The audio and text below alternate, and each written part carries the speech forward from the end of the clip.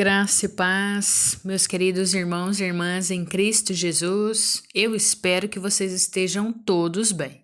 Irmãos e irmãs, nós vamos dar sequência à leitura bíblica, primeira epístola de Paulo aos Coríntios, capítulo 10.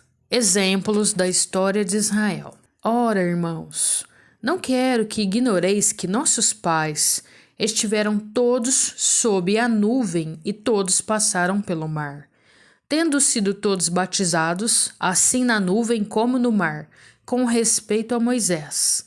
Todos eles comeram de um só manjar espiritual e beberam da mesma fonte espiritual, porque bebiam de uma pedra espiritual que os seguia, e a pedra era Cristo. Entretanto, Deus não se agradou da maioria deles, razão porque ficaram prostrados no deserto. Ora, estas coisas se tornaram exemplos para nós, a fim de que não cobicemos as coisas más, como eles cobiçaram. Não vos façais, pois, idólatras, como algum deles, porquanto está escrito: o povo assentou-se para comer e beber e levantou-se para divertir-se. E não pratiquemos imoralidade, como alguns deles fizeram, e caíram num só dia 23.000. Não ponhamos o Senhor à prova, como alguns deles já fizeram, e pereceram pelas mordeduras das serpentes. Nem murmureis, como alguns deles murmuraram, e foram destruídos pelo exterminador.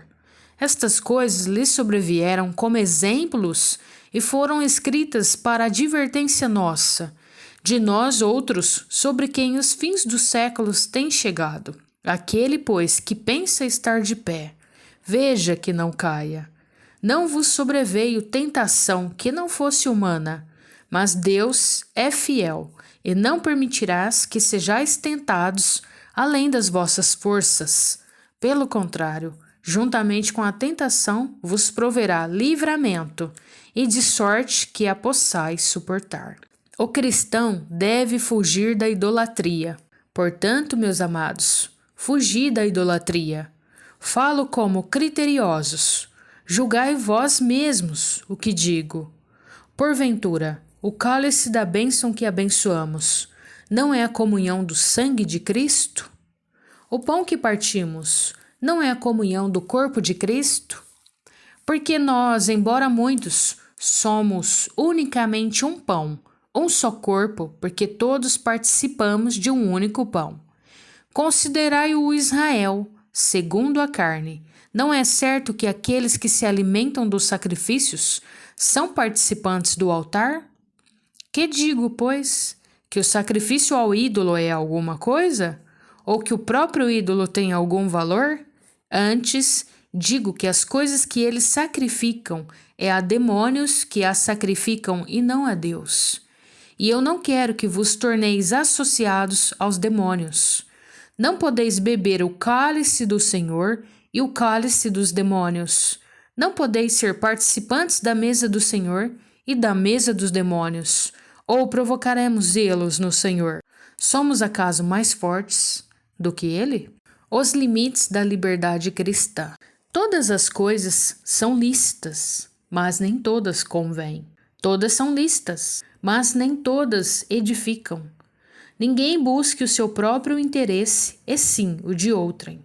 Comei de tudo o que se vende no mercado, sem nada perguntardes por motivo de consciência, porque do Senhor é a terra e a sua plenitude. Se algum dentre os incrédulos vos convidar e quiserdes ir, comei de tudo o que for posto diante de vós, sem nada perguntardes por motivo de consciência. Porém, se alguém vos disser, isto é coisa sacrificada a ídolo, não comais, por causa daquele que vos advertiu e por causa da consciência. Consciência, digo, não a tua propriamente, mas a do outro, pois por que há de ser julgada a minha liberdade pela consciência alheia? Se eu participo com ações de graças, por que hei de ser vituperado por causa daquilo, porque dou graças? Portanto, quer comais, quer bebais, ou façai outra coisa qualquer, fazei tudo para a glória de Deus. Não vos torneis causa de tropeço, nem para judeus, nem para gentios, nem tampouco para a igreja de Deus. Assim como também eu procuro em tudo ser agradável a todos, não buscando o meu próprio interesse, mas o de muitos, para que sejam salvos. Sede meus imitadores, como também eu sou de Cristo. Capítulo 11. O véu e o seu uso na igreja de Corinto. De fato, eu vos louvo porque em tudo vos lembrais de mim, e retendes as tradições assim como vô-las entreguei. Quero, entretanto, que saibais ser o Cristo cabeça de todo homem, e o homem o cabeça da mulher, e Deus o cabeça de Cristo. Todo homem que ora ou profetiza, tendo a cabeça coberta, desonra sua própria cabeça. Toda mulher, porém, que ora ou profetiza com a cabeça sem véu, desonra sua própria cabeça, porque é como se a tivesse rapada. Portanto, se a mulher não usa véu, nesse caso, que rape o cabelo. Mas se lhe é vergonhoso ou tosquiar-se ou raspar-se, cumpre-lhe usar véu. Porque, na verdade, o homem não deve cobrir a cabeça por ser ele imagem e glória de Deus. Mas a mulher é a glória do homem. Porque o homem não foi feito da mulher, e sim a mulher do homem. Porque também o homem não foi criado por causa da mulher, e sim a mulher por causa do homem. Portanto, deve a mulher, por causa dos anjos, trazer véu na cabeça, como sinal de autoridade. No Senhor, todavia, nem a mulher é independente do homem, nem o homem independente da mulher. Porque como provém a mulher do homem, assim também o homem é nascido da mulher, e tudo vem de Deus. Julgai entre vós mesmos. É próprio que a mulher ore a Deus sem trazer o véu? Ou não vos ensina a própria natureza ser desonroso para o homem usar cabelo comprido? E que, tratando-se da mulher, é para ela uma glória? Pois o cabelo lhe foi dado em lugar da mantilha. Contudo, se alguém quer ser contencioso, saiba que nós não temos tal costume, nem as igrejas de Deus. Instrução quanto à celebração da ceia do Senhor. Nisto, porém, que vos prescrevo, não vos louvo, porquanto vos ajuntais não para melhor, e sim para pior. Porque antes de tudo, estou informado haver divisões entre vós, quando nos reunis na igreja, e eu em parte o creio. Porque até mesmo importa que haja partidos entre vós, para que também os aprovados se tornem conhecidos em vosso meio. Quando, pois, vos reunis no mesmo lugar, não é a ceia do Senhor que comeis, porque ao comerdes, cada um toma antecipadamente a sua própria ceia, e há quem tenha fome, ao passo que há também quem se embriague. Não tendes, porventura, casas onde comer e beber? Ou menosprezais a igreja de Deus e envergonhais os que nada têm? Que vos direi? Louvar-vos-ei? Nisto certamente não vos louvo, porque eu recebi do Senhor o que também vos entreguei, que o Senhor Jesus, na noite em que foi traído, tomou o pão e, tendo dado graças, o partiu e disse: Isto é o meu corpo, que é dado por vós. Fazei isto em memória de mim. Por semelhante modo, depois de haver ceado, tomou também o cálice, dizendo: Este cálice é a nova aliança, no meu sangue. Fazei isto todas as vezes que o beberdes, em memória de mim. Porque todas as vezes que comerdes este pão e beberdes o cálice, anunciais a morte do Senhor até que ele venha. Por isso, aquele que comer o pão ou beber o cálice do Senhor indignamente será réu do corpo e do sangue do Senhor. Examine-se, pois, o homem a si mesmo, e assim coma do pão e beba do cálice. Pois quem come e bebe sem discernir o corpo, come e bebe juízo para si. Eis a razão porque há entre vós muitos fracos e doentes, e não poucos que dormem. Porque se nos julgássemos a nós mesmos, não seríamos julgados. Mas quando julgados, somos disciplinados pelo Senhor, para não sermos condenados com o mundo. Assim, pois, irmãos meus, quando vos reunis para comer, esperai uns pelos outros. Se alguém tem fome, coma em casa, a fim de não vos reunirdes para juízo. Quanto às demais coisas, eu as ordenarei quando for ter convosco. Capítulo 12. Acerca dos dons espirituais. A respeito dos dons espirituais, não quero, irmãos, que sejais ignorantes.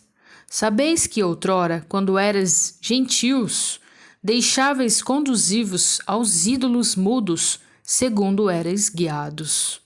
Por isso, vos faço compreender que ninguém que fala pelo Espírito de Deus afirma anátema Jesus. Por outro lado, ninguém pode dizer Senhor Jesus, senão pelo Espírito Santo. Ora, os dons são diversos, mas o Espírito é o mesmo.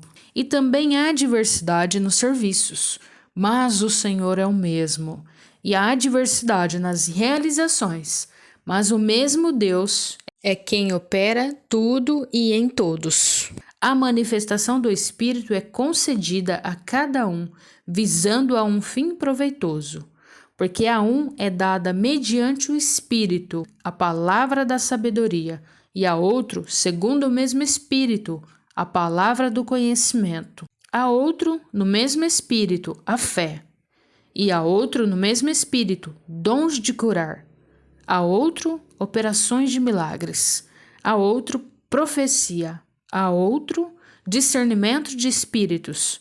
A um, variedade de línguas. E a outro, capacidade para interpretá-las. Mas um só e o mesmo Espírito realiza todas essas coisas, distribuindo-as como lhe apraz, a cada um individualmente. A unidade orgânica da Igreja. Porque assim como o corpo é um e tem muitos membros, e todos os membros, sendo muitos, constituem um só corpo, assim também com respeito a Cristo. Pois em um só Espírito todos nós fomos batizados em um corpo, quer judeus, quer gregos, quer escravos, quer livres, e a todos nós foi dado beber de um só Espírito. Porque também o corpo não é um só membro, mas muitos. Se eu disser o pé, porque não sou mão, não sou do corpo, nem por isso deixa de ser do corpo. Se o ouvido disser, porque não sou olho, não sou do corpo, nem por isso deixa de o ser. Se todo o corpo fosse olho, onde estaria o ouvido? Se todo fosse ouvido, onde o olfato? Mas Deus dispôs os membros, colocando cada um deles no corpo, como lhe aprouve. Se todos, porém, fossem um só membro, onde estaria o corpo? O certo é que há muitos membros, mas um só corpo. Não podem os olhos dizer à mão, não precisamos de ti, nem ainda a cabeça aos pés, não preciso de vós. Pelo contrário, os membros do corpo, que parecem ser mais fracos, são necessários. E os que nos parecem menos dignos no corpo, a estes damos muito maior honra. Também os que em nós não são decorosos, revestimos-nos de especial honra. Mas os nossos membros nobres não têm necessidade disso. Contudo, Deus coordenou o corpo, concedendo muito mais honra àquilo que menos tinha, para que não haja divisão no corpo. Pelo contrário, cooperem os membros com igual cuidado em favor um dos outros, de maneira que se um membro sofre, todos sofrem com ele. E se um deles é honrado, com ele todos se regozijam. Ora, vós sois corpo de Cristo e individualmente membros desse corpo. A uns estabeleceu Deus na igreja, primeiramente apóstolos. Em segundo lugar, profetas. Em terceiro lugar, mestres. Depois, operadores de milagres. Depois, dons de curar, socorros, governos, variedades de línguas. Porventura, são todos apóstolos? Ou todos são profetas? São todos mestres? Ou operadores de milagres? Têm todos dons de curar? Falam todos em outras línguas? Interpretam-nas todos? Entretanto, procurai com zelo os melhores dons. Amém, meus irmãos e irmãs. Até os próximos capítulos. Deus te abençoe.